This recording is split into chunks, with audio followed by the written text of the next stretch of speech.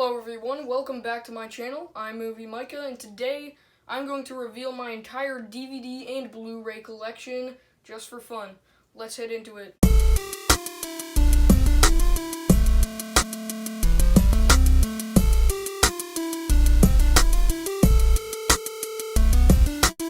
So normally I like to get my movies on digital. It's just a lot easier, and also you don't have to watch the ads before the real movie plays, but it's fun to have the cases sometimes. So today I'm going to show you all my DVDs and Blu-rays. So let's start out with Rocky, which is definitely a classic. Rocky I like the concept, obviously, the premise is great. I just wasn't quite as entertained by it as a lot of people. Still think it's a classic, and I respect it. And now we have a sequel. One of the sequels to that is Rocky Balboa. Hopefully this is a good conclusion to the franchise. Although I can't see this one yet. I gotta see a lot more Rocky movies before I can see this one. But hopefully it closes out that segment of the franchise well.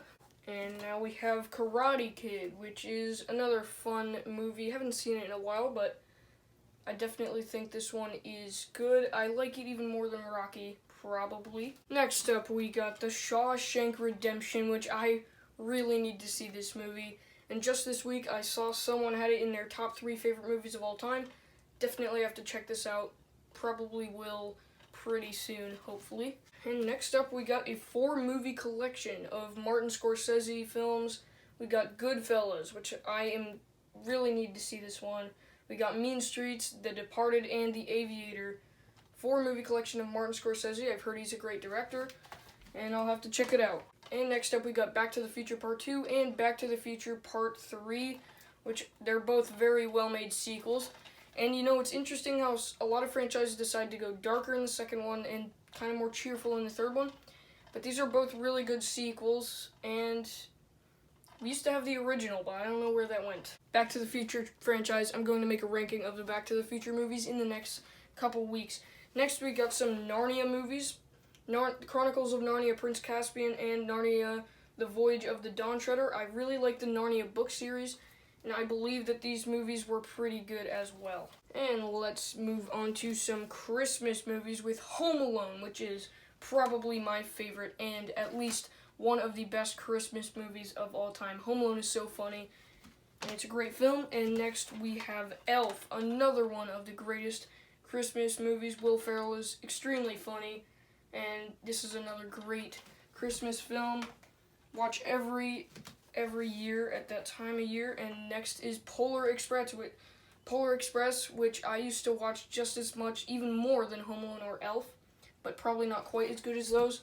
And now the final Christmas movie, which is easily the best, Die Hard. What a cheerful, nice, lighthearted Christmas movie you should watch every year. Yeah, actually Die Hard is a really good action film. And let's move on to Christopher Nolan with Dunkirk, which is, for me, one of the weaker Christopher Nolan films. Still very, very well made, still a great, inspiring story, but Dunkirk is not one of my favorite Christopher Nolan movies, while The Prestige is my favorite Christopher Nolan film of all time, and it's my second favorite movie of all time. The Prestige is amazing, only behind another movie you'll see later on this list. I absolutely love The Prestige. It's just mind-blowing in every way, so that's why I got it. Next up, we got Invincible. It's a Disney movie with the Philadelphia Eagles in it, and I'm a Philadelphia Eagles fan, so it's a good movie to have. Next, we got The Big Lebowski, which I have not seen yet, and I don't really know much about it, but I own it. Next is Night at the Museum, which is a really funny topic and great characters. It's a fun premise. I really do like Night at the Museum. It's a really funny film. Now we have The Iron Giant, which is a fun little story, fun little adventure, and some people really love this movie. I'm not quite one of the people who is all in on it, but it's a fun little movie to have. Next up, we are going to have Pacific Rim, which is a really boring film for me. I don't get invested in anything in this story, and this is an odd one. I don't know why we own it, and I don't know if this is a popular movie, but I don't care for it that much. And next up we have Fantastic Four. Before Chris Evans was Captain America, he was the Human Torch. This is definitely the best Fantastic Four movie we've gotten. Still not like MCU tier.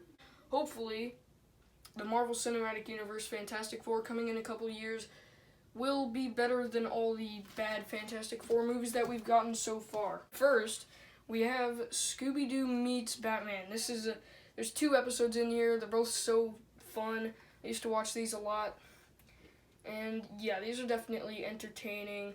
I really like those. And then we also have 5 episodes of the Batman, the animated series. Great animated Batman show. And these episodes are all pretty interesting. Let's get on to some Muppet movies. All of these are so entertaining. I like the Muppet movies a lot. We got The Muppet Movie, and a lot of these are on Disney Plus right now. The Muppet Movie, such a classic, so entertaining, super rewatchable. I love The Muppet Movie. I really, really love it. Alright, next we got The Great Muppet Caper, which is a good sequel. Definitely not as good as the first, but it is a good sequel. Although it does get boring at some points, especially in the middle section. It's just really slow and unneeded, but still a pretty good sequel.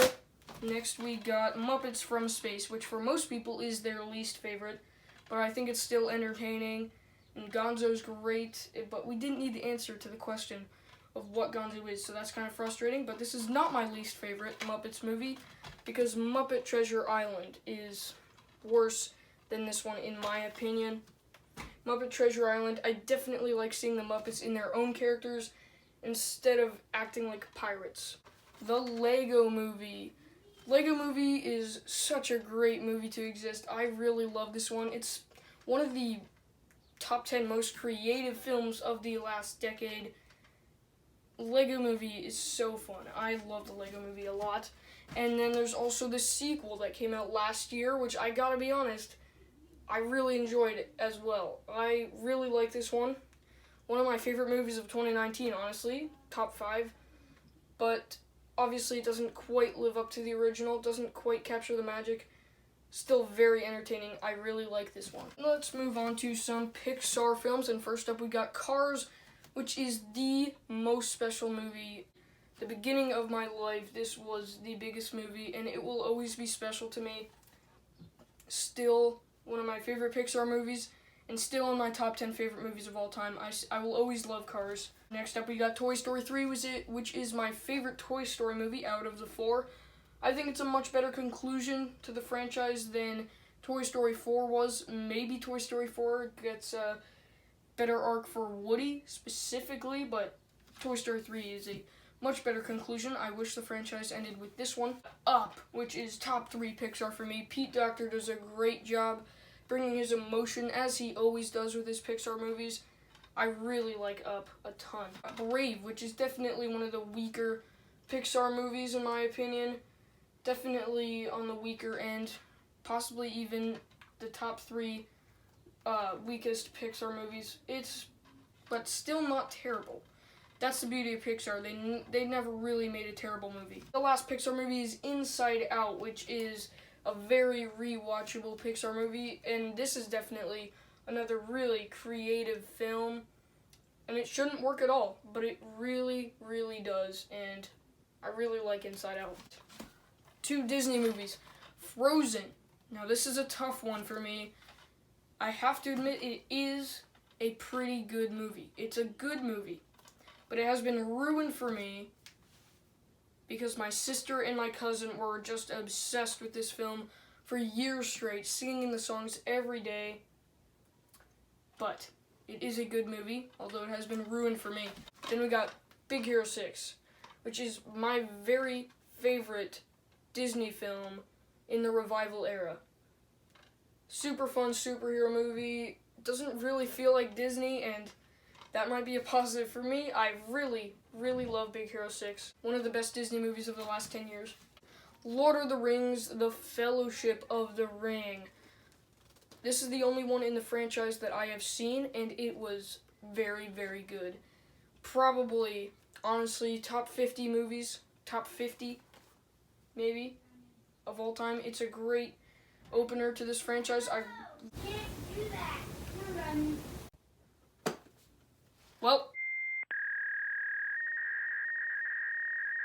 so we got Fellowship of the Ring, great opener to this trilogy, and I really, really liked it. And I gotta read the books before I watch the other two movies. I'm in the middle of the Two Towers book, so I hope I'll be able to watch it soon. And that brings me to Lord of the Rings, The Two Towers. Really looking forward to this one, but even more than that, I'm looking forward to Return of the King, which a lot of people say is the best in the trilogy. And I'm really looking forward to both of these Lord of the Rings movies, so hopefully I'll be able to watch them soon. And let's get on to another trilogy, but this time it is the Captain America trilogy, the first Avenger. So underappreciated. I love this movie. Top 7 MCU movies for me. Honestly, this is so underrated, so underappreciated. I love the first Avenger. And then comes the rest of the Captain America trilogy with Captain America the Winter Soldier. One of the best MCU films. Top 5. It's my 4th favorite. A lot of people have this in their top 3. Winter Soldier is such a great spy film, such a great superhero movie. Great in every way. This is the best in the Captain America trilogy. And let's move on to Captain America Civil War. Great. Another great movie. It kind of feels like Avengers 2.5, but at the same time, even though it has Iron Man in it, it is kind of Cap's story still. But I wish Cap got another solo movie, although this is a great continuation to the trilogy. And I mean, I just adore, this is my favorite superhero trilogy of all time. Yeah, I know. Even more than the Dark Knight trilogy. I'm sorry. Not a huge fan of Batman Begins. I think the Dark Knight's a little overrated. Dark Knight Rises is great, and I need to get those movies. But Captain America trilogy is it's fantastic. I love it. And although the first Avenger is the weakest of the bunch, it's still amazing. It's incredible. I love the Captain America trilogy a lot. Some more MCU movies with Thor Ragnarok, which is easily the best Thor movie, no doubt. It brought back the character so well. It reinvented Thor in a much better way. He's so much more enjoyable. And Taika Waititi just made this movie so fun. After some weak entries, I think the first Thor is good.